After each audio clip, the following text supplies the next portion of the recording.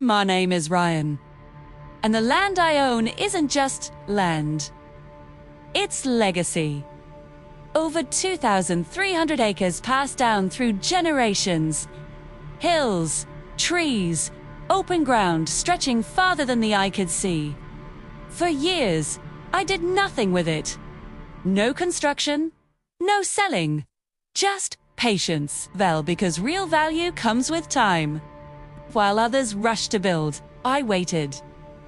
Then everything changed. Development slowly started creeping closer.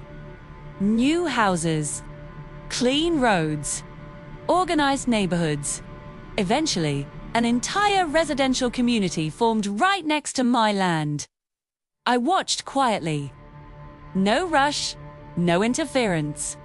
Until one day something felt off. It started with a routine property survey. Just a normal boundary check. Something I had done before many times. But when the updated maps came in, nothing made sense. Lines didn't match. Boundaries looked wrong. So I looked closer. And that's when I saw it. A massive section of my land completely occupied, not just a few houses. An entire HOA neighborhood sitting right in the middle of my property. At first, I thought it had to be a mistake. There was no way something this big could happen without me knowing. So I went through everything again. Old documents, deeds, historical records. Every single one told the same story. That land was still mine. No sale, no agreement, no legal transfer. Which meant only one thing. They had built an entire neighborhood on land they didn't own. I didn't react immediately. Because this wasn't just about land anymore. This was bigger. Smarter moves were needed. So, I stayed quiet and started preparing.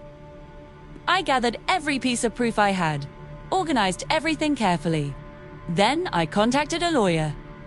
When he reviewed the documents, he didn't hesitate. This is your land. Simple, direct, confirmed. That should have been the moment I took action. Because I realized something far more important. This wasn't just a problem. It was an opportunity. So instead of focusing on the houses, I looked at the map again. But this time, differently. I studied access points, entrances, roads, movement. And that's when I saw it.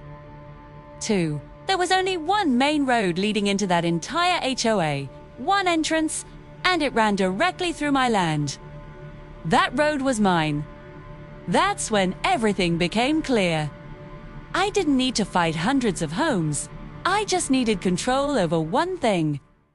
The entrance. Because without it, nothing inside that neighborhood worked. No cars, no deliveries, no services. Everything depended on that single access point. And I owned it. I didn't rush in. I went there quietly, watched the traffic, observed the residents going in and out like nothing was wrong. They had no idea. Not yet. I documented everything. Photos, movement, proof. Then I made my first move. I filed official legal notices. Not to the residents, to the HOA management.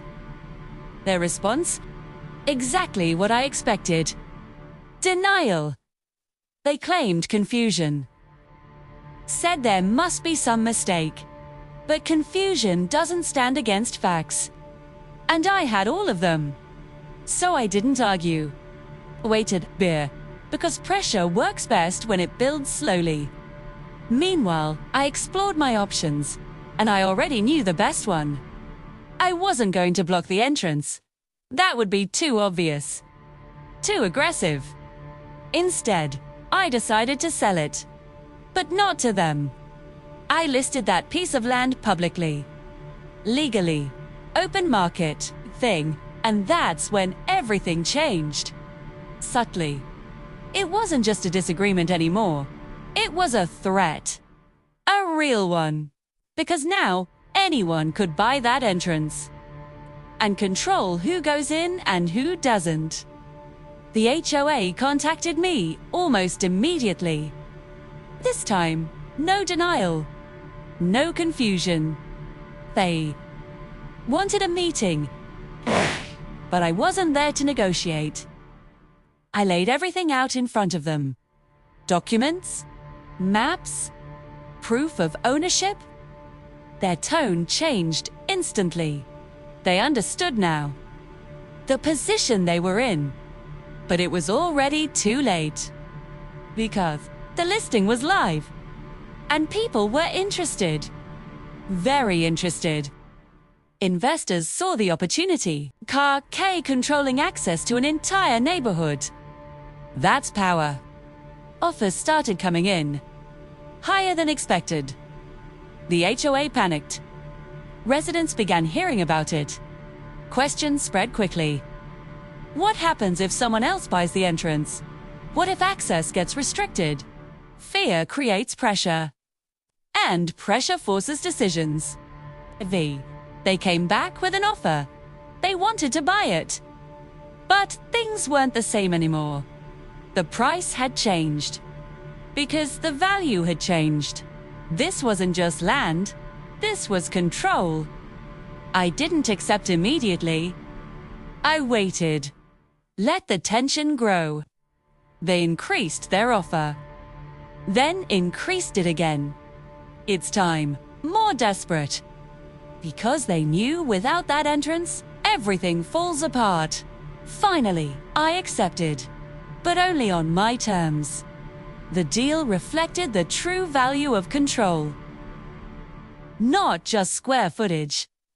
Contracts were signed. Ownership transferred. And just like that, everything changed. The HOA kept their entrance, but they paid a price they never expected, and they learned a lesson they won't forget. As for the rest of the land, that was resolved later. Proper agreements. Legal corrections. Everything documented the right way. The houses stayed, but ownership was finally clear. And me, I didn't celebrate. Because this was never about winning. It was about understanding something most people miss. Power isn't about controlling everything. Sometimes all you need is to control the one thing everything depends on.